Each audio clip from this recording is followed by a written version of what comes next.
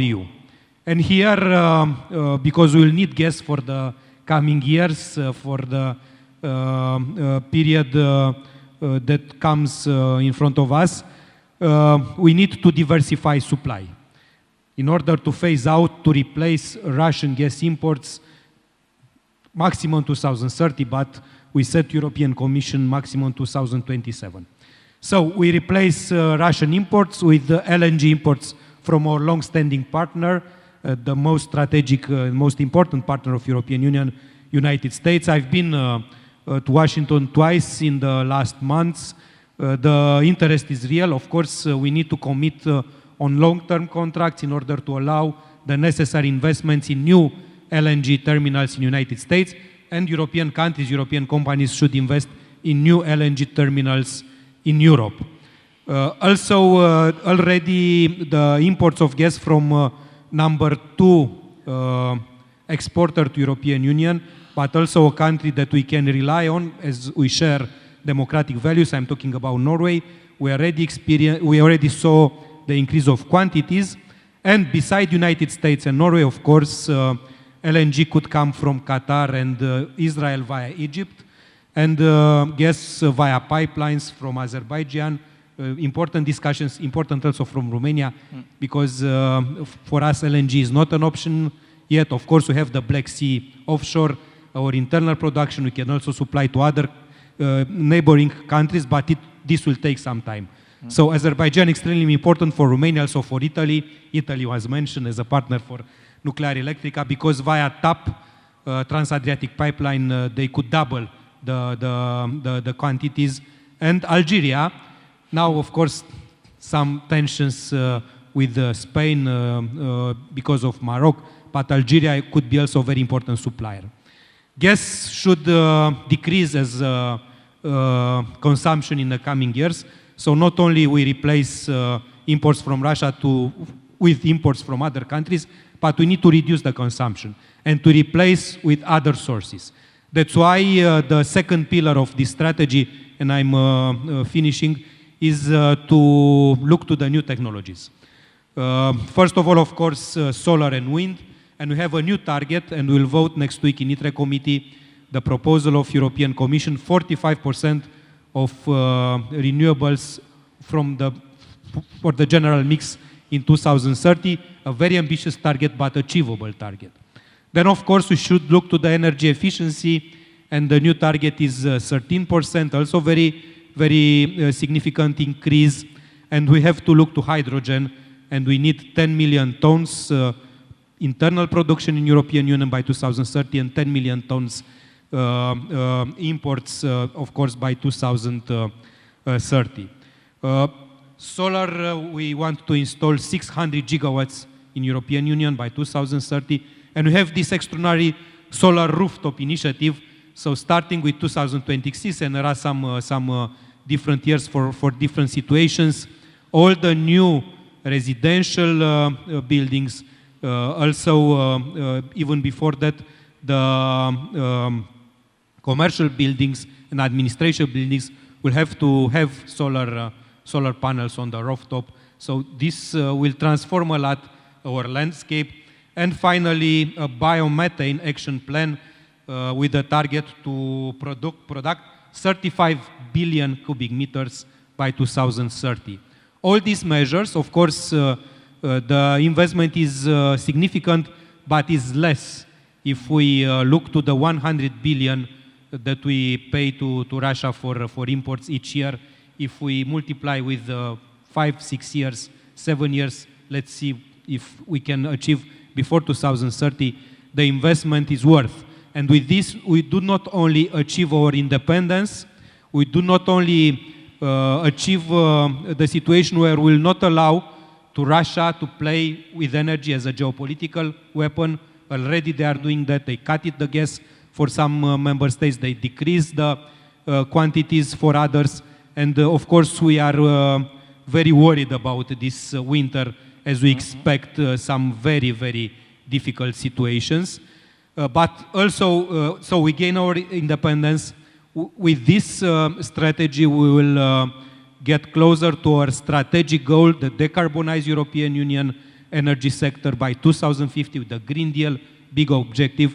And in my opinion, I also believe that in the future, with this investment, and especially with the huge deployment of the renewables, we will see less volatility of the prices. So in the coming years and decades, with this investment, also the prices will be more affordable for our citizens and our industries.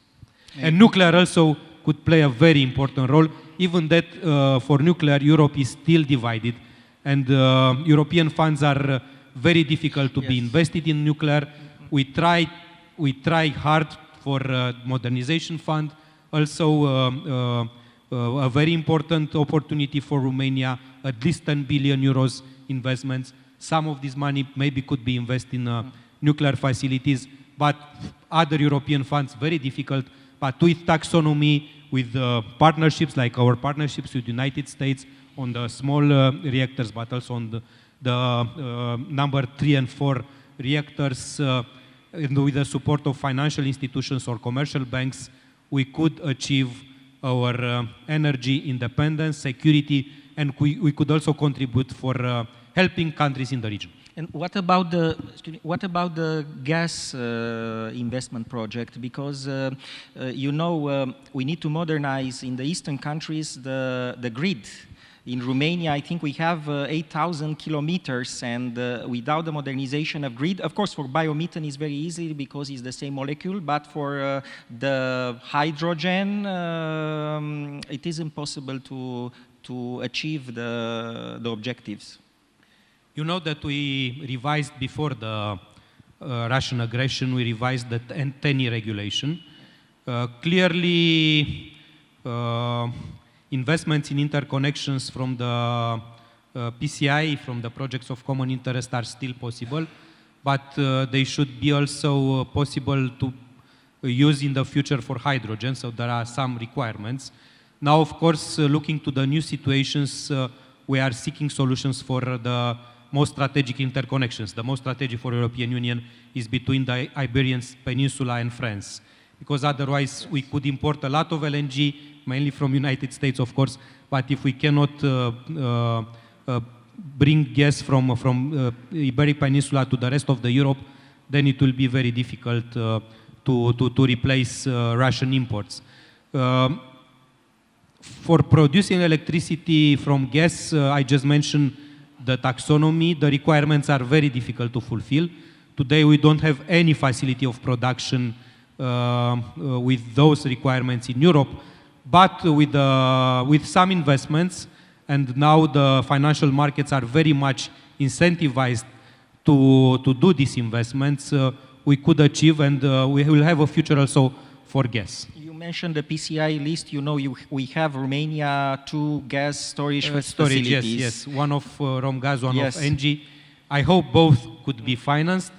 It's difficult to have both. Yes. I try to be neutral in this issue, yes, of course. But they are very strategic for Romania, and they will be financed from the next investment list. Mr. Bone. Yes, I just wanted to mention in terms of gas and other sources of energy, an interesting event from recent history, which is the decision, I believe in 2011, of Germany to shut down their nuclear power plants. I believe in 2000, about 25% of Germany's energy was derived from the nuclear power plants. And now they're turning on some of their coal power plants again. So it's an interesting decision and one that I think is worthy of reflection. Cosmin, I return to you. So I know you have a busy agenda and you must leave soon. So I also wanted to mention that the Repower EU helps us also relieve some of our other dependency on Russia, and that is medical isotopes. One little known thing is actually that our Chernobyl power plants and nuclear power plants, not just ours, but all nuclear power plants can also produce medical isotopes, cobalt-60, molybdenum-99, lutetium, which are the treatment of the future. A lot of the current cobalt-60 that's developed right now is produced in nuclear power plants, research power plants in Western Europe that will be decommissioned towards the end of the decade. So we need to look at other solutions, and that's where Nuclearelectrica is also working on a project to start developing these type of products, and this is where RePowerEU can help. In terms of hydrogen and other types of investments, even if you look at the NuScale technology, nuclear is very well suited for that. So putting more money into this can help mobilize things forward, and can help get more independence, cleaner future, and more security, be it through whatever vehicle, the Partnership for Global Investment Initiative, PGII, be it through the taxonomy and the EU, which I truly applaud, and other initiatives. So this is a proof that governments around the world are starting to get it, and it's now enabling phenomenal developments to take place. And I cannot commend more a mobilization than the one that I've seen right now that enables strategic projects to go forward. Thank you, Cosmin. You mentioned energy independence. Romania can be a complete player in energy in Europe. We have the potential to become the first gas producer in Europe based on the discoveries in Black Sea, but also onshore discoveries. We have the Caragele. The natural gas and renewable and locally produced gas will greatly contribute to the energetic independence of Romania. We mustn't neglect the potential of renewable gases in Romania. You know, Romania produces about 7 million tons of organic waste in 2016. Unfortunately, is the last available data of Eurostat. And municipal waste, household and similar waste, represented the largest amount of organic waste. We estimate that the biogas potential of Romania, based on organic waste reported by Eurostat and biogas yield, range from 50 terawatts to 70 terawatts. Engie, through its major operator, distributor, Distrigaz Sud Rețele, distribute every year 45 terawatts hour. So it's a huge potential. When we talk about biogas, we talk also about the circular economy. And we talk about the natural fertilizers, because energy and agriculture can be an important player of energy. So that's why we welcome the RePowerEU objectives. But I return to Mr. Busoi. It will be a very difficult winter. We import for Russia, European Union, 150 billion cubic meters of gas.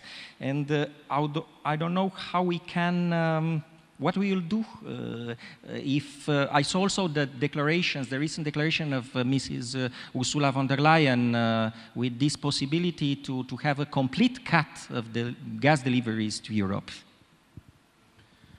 Already we see a reduction of those imports. The figure is correct, but it's from 2021, April. In 2022, already from 45, we dropped to 31. It's true also because of the Russian decision to cut off the gas for some countries or to reduce to some others. So it was not only a decision of the European countries, a voluntary decision to replace, because it was not possible so quickly. Most of this reduction, which is very significant, came from the Russian decision. Clearly, there is this fear in Europe, and Romania is less exposed than other European countries, but there is this fear that this winter will see a total cut-off. That's why we mobilize now to fill in the storage. That's why we passed this legislation, and we emphasize a lot that all European countries, including Romania, should have reserve a storage for this winter in order to manage the situation if sudden cut-off will occur. But the plan is not impossible. Of course, we cannot replace the whole quantity with the same quantity of gas. Even that, as I said, there are strong commitments and a very good dialogue with the United States. LNG is a big solution. Also, with some investments, not very big, Azerbaijan could increase, Algeria could increase a lot the quantities. Qatar also have to invest because what they are producing now, they are shipping to China, and the demand there is higher and higher. The big key for the next year, not for years, not for this winter, not for 2023, there the situation is more difficult, is also to reduce the consumption of gas and to have solar, to have wind. Part of the REPowerEU is also to come with a legislative proposal to reduce the deadlines for permitting, to ease permitting for renewable projects are very difficult in some member states, takes a lot of time, also in Romania, because we have to modernize the electricity grid, otherwise we cannot accommodate new capacities of production from renewables. Hydrogen will be a solution. Nuclear energy is a very important solution for many member states. That's why Romania took this strategic decision. France is also very committed. Some other countries, unfortunately not all of European countries, but it's a national decision and we have to respect it. And biogas, biomethane could complement this. Energy efficiency with all the investments that are required, and also with the changing of behaviors. I hope this also will come gradually and will not need to do it abruptly this winter. Thank you. We still have 20 minutes. I turn to the audience. I saw in the audience, yes, there are many questions, but before I want to give the floor to Mrs. Oana Osman, Deputy Secretary of the Chamber of the Committee of Industry and Services of the Romanian Chamber of Deputies. Please. Thank you. Thank you for this opportunity, Stefan. It's very important for me and for the panelists, and I'm honored to be in this forum, because it's an important perspective for us to know about energy efficiency and hydrogen. Why I discuss about it? Because in our industry committee we have a group, and we want to clarify and update the legislation according with the European Union regulations. And my question is for my colleague Cristian Busoi. It is possible under umbrella of this forum to have a task force for energy security. Why? Because the energy efficiency and hydrogen is the most important subject in this moment. So I ask you if it's possible to have a collaboration with all specialists and all parliamentary, because in the future, of course, the hydrogen and energy efficiency become most important. Of course, in European Union, we have now a challenge when we discuss about energy efficiency in the buildings, because that needs more funds and need time. And for the future, it's important to develop hydrogen capacity, and the technology transfer will be more important. Thank you. Thank you so much. First of all, I would like to congratulate the Romanian member of the Parliament, Madam Osman, for her very hard work on promoting energy efficiency and also hydrogen in Romania. About a task force in this forum, we should ask Congressman Pittinger and also Pavel Popescu, but I'm sure that looking to the security issues, energy will remain and will become more and more a security issue at the global level in the coming years. So I'm sure that this interparliamentary forum platform will look very closely in the future to the energy aspects, and of course energy efficiency and hydrogen, the fuel of the future, will be in the attention. And it's good to have this collaboration. Also, I discovered in the United States even that the enthusiasm for Green Deal is not as high as in Europe, and of course there are huge differences between the two main political parties, and we expect a change in the legislative chambers after the mid-elections this autumn. I discovered also participating to a very interesting meeting with the Republican caucus on climate change. There is such a platform also there, that hydrogen is also extremely interesting for the United States. And looking to their experience, their huge potential and expertise. Also in hydrogen, we do not have all the technologies available. I'm sure that we could benefit from the United States expertise and input in this issue. And energy efficiency, it will be costly to transform all our buildings in the European Union. It will not be easy to have heat pumps in our buildings to replace gas. Electrification is also an important solution. Heat pumps is part of the REPowerEU also to reduce the consumption of gas. So here we will have European funds, but we need to mobilize also the industry and households in order to achieve the energy efficiency targets. You know, the challenge of hydrogen is getting to scale at a price point that's commercially viable. And getting to scale, we're generally talking 200 to 300 metric tons a day with a price point below $2 per kilogram. We've been working with one of the labs in the US, Idaho National Lab, from 2016 on high temperature electrolysis, solid oxide for hydrogen. Hydrogen's going to happen. When I was at COP, I mentioned, you know, everybody talks about blue hydrogen, green. I don't care what color it is, as long as it's created with clean energy sources, it doesn't matter. But I do believe I saw the great success of renewables and their price point come down dramatically with government state funds in helping get them down. My first investment in building an offshore wind farm was off the UK. It was over 200 megawatts an hour, or dollars an hour. It's come down significantly. With the government focus that we see around the world on hydrogen today, I think the same thing's going to happen. We will see it commercially viable. Thank you. We have 2 questions from the audience. It would be great if you introduce yourself. Sure. Thank you.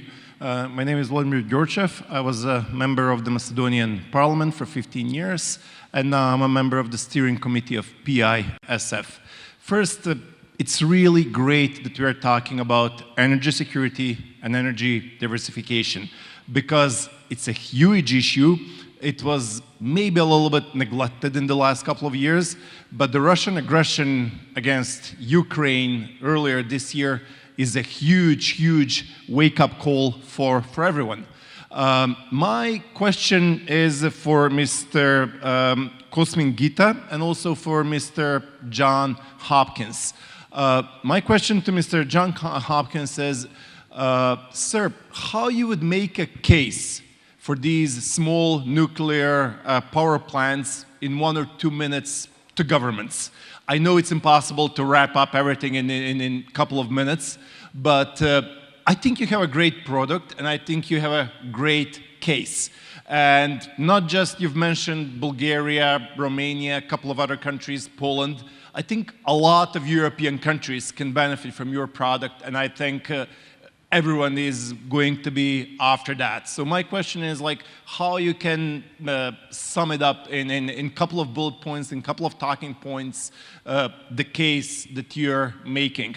And my question to Mr. Cosmin Ghita is, if you can add up on the previous question, but also how do you see the competitive edge? I think they're not competing with the photovoltaic, with the solar energy, but it's obvious that probably we'll need the nuclear energy for foreseeable future. So to those people who are saying, oh, we can just do the solar power and wind power, we don't need the nuclear. What's your reply and the case for nuclear energy? Because it can be safe, it can be clean, it's decarbonized, and many, many countries in the world are benefiting from that. Thank you. Yeah, having gone through the Nuclear Regulatory Commission, there were a lot of firsts that we had approved to the NRC. As an example, each of these units are independent of one another. So going through and doing 42 months of reviews and spending over $500 million getting through the process, because we had to scale everything up. So as an example, from a safety perspective, we are the only nuclear power plant that does not require that have to be connected to the grid for safety reasons. So what does that mean? That means we could be right next to an end user to help provide ammonia production, process heat, hydrogen as we talked about. And so the other one we had to prove to the NRC, if you think of what happened at Fukushima, it wasn't the earthquake, it was a tsunami that came over and knocked out the backup generation, the diesel generators. I had to prove, or we had to prove to the NRC, based on our safety design, we have absolutely no need for AC or DC power for the plant to self-cool itself down. If you have a 6-module plant or a 12-module plant, initially NRC said for every module you'll need an operator. We were able to prove the NRC, because of our design safety basis, for a 12-module plant, I only need 3 operators. And it's unheard of in the industry. There's a lot of firsts. You know, it's like the first automobile you may have owned to the automobiles today, it's a Tesla or Prius. Technology has advanced significantly. So arguably you could say, had NuScale been deployed in Japan, there would have never been a Fukushima event. But there's a lot of other firsts that's coming in this technology. Now, we have to prove it out. But when I said before, most of the products coming in this simple design is off the shelf. The other thing we can do, we wrote technical papers on how we can complement renewables. If you're talking 25, 30% capacity factors, it either goes on the grid or it's augmented by gas. I can do 3 different ways I could assist what's called load following, working with renewables, so when the wind's not blowing, the sun's not shining, we can provide 24/7 clean energy. For us,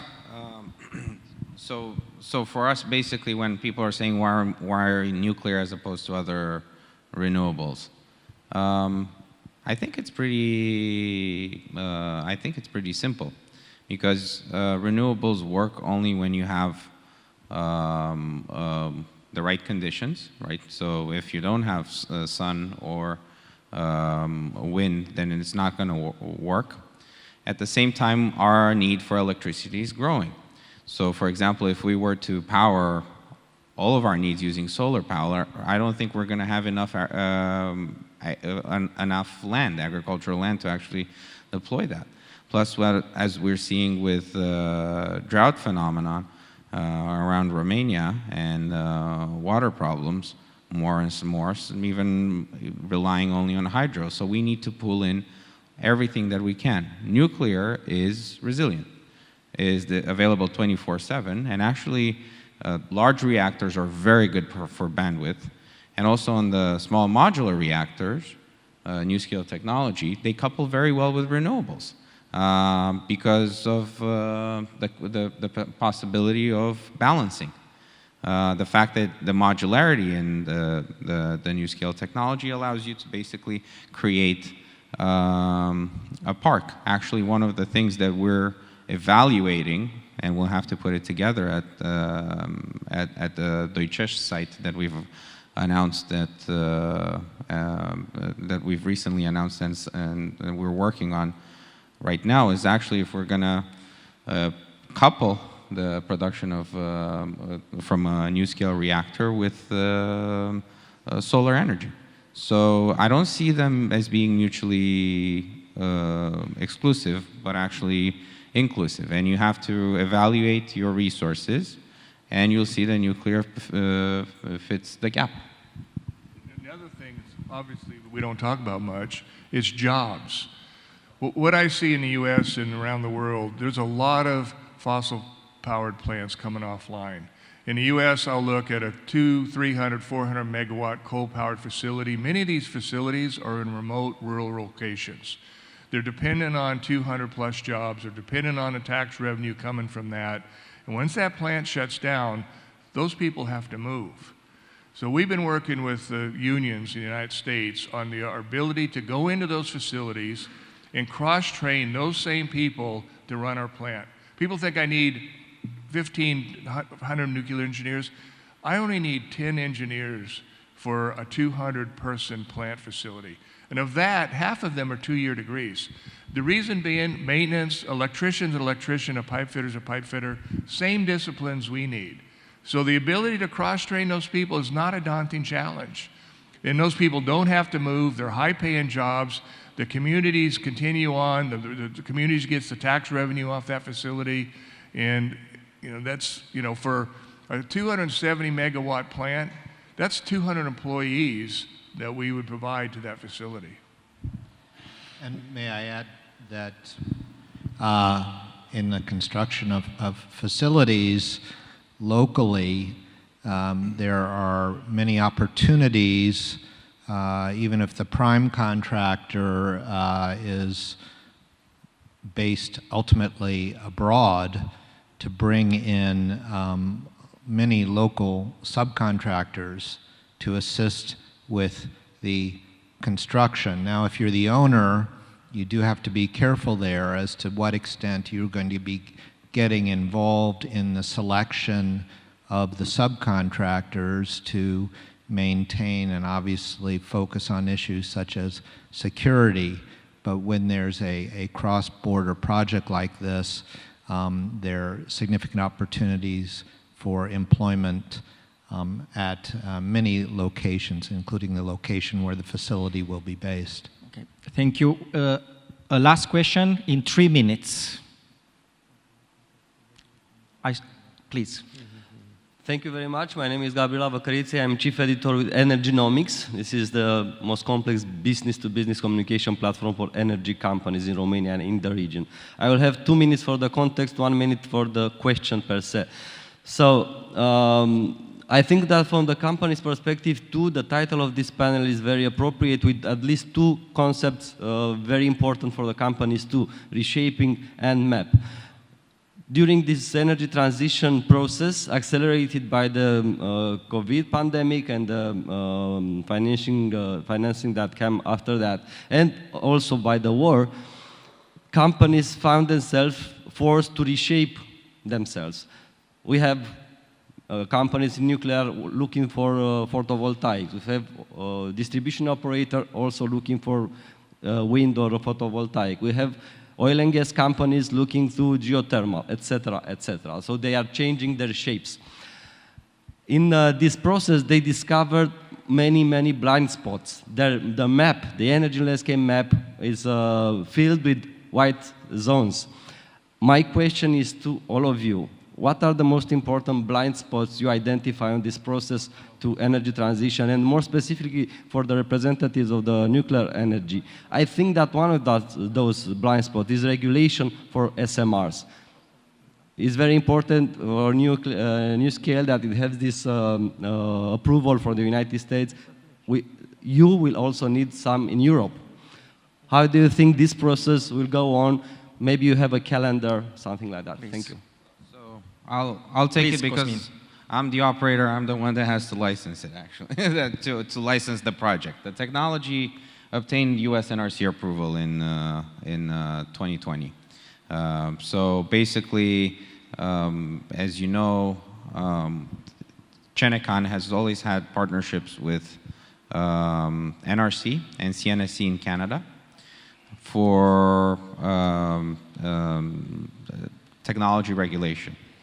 So the current partnership that Chenecan has with the US NRC in developing its capabilities, its know-how to regulate, and actually we have one of the most safest nuclear programs in the world, thanks to the support of our regulator, is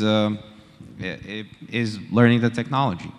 The process for actually obtaining authorizations, I have to tell you that under the Euratom Treaty, there are two obligations. There's one single obligation, and that is to submit a notification under Article 41.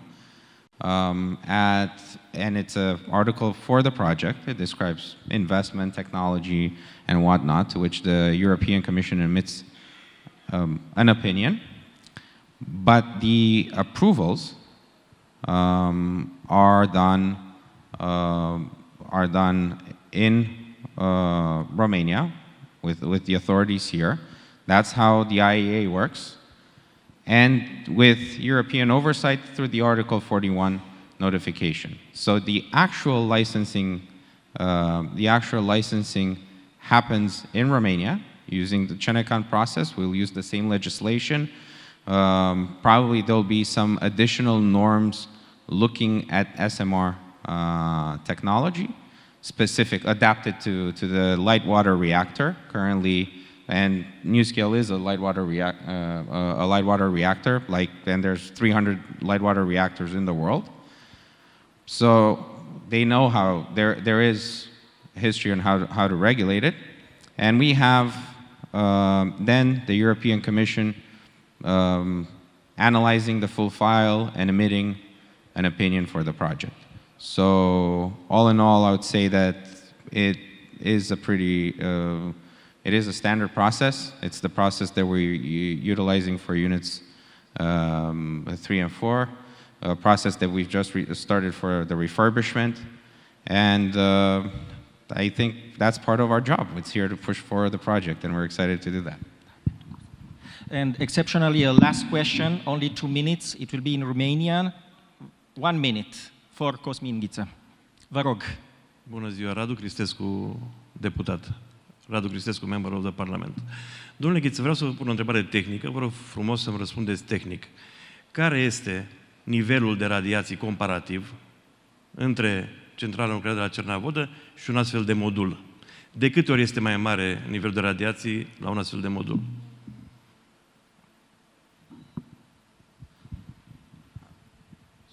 Dacă îmi permiteți, aș vrea să rog și pe domnul Tom Mundy, care este aici în sală din partea NuScale. So can I ask also Mr. Tom Mundy, who's part of NuScale, to discuss about the radiation level for the NuScale reactor, and I will talk about the radiation level for the CANDU reactor, if possible. So Tom Mundy is in the room, just because he's a technical expert. Yes. Și am o întrebare și pentru domnul Hopkins, vă rog frumos să traduceți. Mr. Busoi must leave. If you don't have any question for me, if you don't have any question, I have dacă nu aveți pentru domnul to go Busoi, live and allow me just to leave the stage. Thank you. Și vreau să-l întreb dacă aceste SMR-uri, pentru domnul Hopkins, dacă aceste SMR-uri au aprobarea Comisiei de Energie din Statele Unite.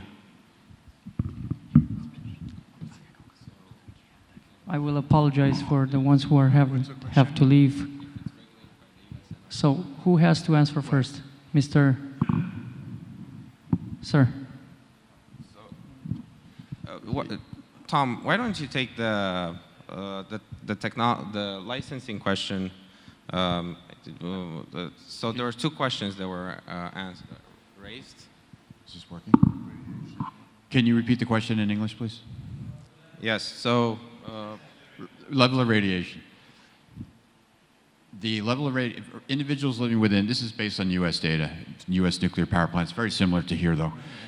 Individuals living within a 50-mile radius of a nuclear power plant receive, on average, an amount of radiation that is less than the amount of radiation from a dental X-ray. People in general, from natural sources of radiation receive more than 1,000 times that amount just by living in the environment. That's from cosmic radiation, from other sources, radon, and other natural sources of radiation. So we're talking about an extremely, extremely small amount that is presented through the presence of a nuclear power plant. Da, am să traduc eu ce a zis, ce n-a vrut să zică. Nivelul de radiație este de 20 de ori mai mare la aceste module decât la centrala nucleară Cernavodă. Okay, thank you very much, everybody. Dacă aceste sunt sigure pentru populația României și dacă au aprobarea Comisiei de Energie din Statele Unite. Întrebați-l pe Mr. Hopkins, vă rog. Mulțumesc. Thank you very much. John, our colleague is asking if the technology has all the approval from the United States, which is something natural. I mean, of course it has because we signed the MOU. Yeah, they're approved and licensed to, we are starting construction now on our first plant. Having been approved in the year of 2020, we were licensed to commission and start construction on our plant. There is an important aspect, and I'll quickly touch on there's what's called, in the United States, we have an evacuation emergency planning zone. It's typically a 10-mile radius around the plant. Again, because of the design safety nature of our plant, the emergency planning zone can be at the site boundary. It's a first for the NRC, it's a first for any nuclear reactor. But the questions I get mostly asked is always around safety, safety, safety, and spent fuel waste. And you know, what I call spent fuel is unused energy. We can reprocess our fuel. We elect not to in the United States because the fuel is so cheap. But in France, they do recycle. Japan recycles. So that energy could be used over and over again. Thank you very much. I would like to thank you all. Thank you very much for joining this panel. Thank you for your patience. Mr. Ghita, thank you for your support in organizing this event. You are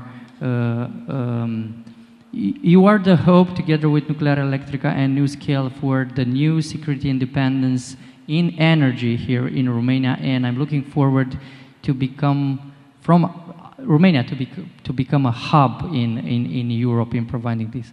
Mr. Hopkins, thank you very much for coming from through such a long trip here. Theodore, Stefan, let's give them a round of applause. We get 15 minutes break and we go to the other panel.